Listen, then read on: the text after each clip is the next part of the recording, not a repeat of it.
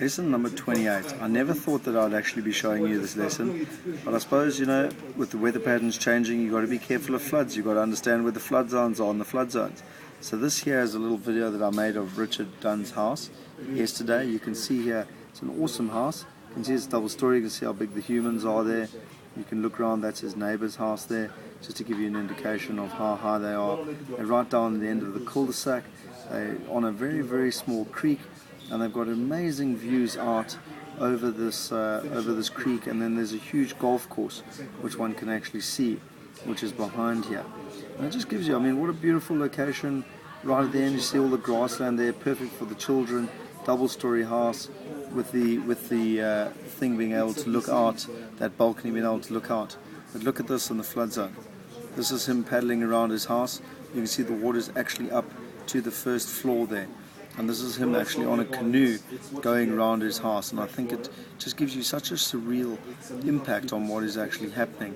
And why one has to be so careful now. And the rules in Australia have not changed.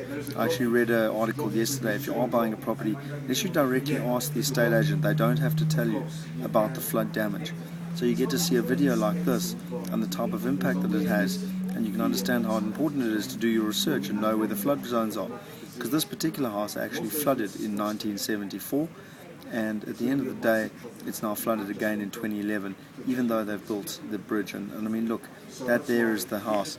And just to show you something, I just want to show you one last thing, to show you the type of impact that's actually been had to these houses. This here is the internals. You can see they've had to gut the entire internals of, this is the ground floor now of the house. You can see this type of damage that has actually been done. So basically this house really has been taken out.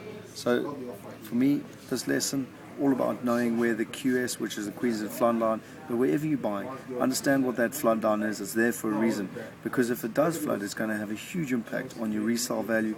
It's going to have a huge impact on your lettability and also on your costs with regards to insurance. So that's lesson 27. Be very careful of where the flood lines are.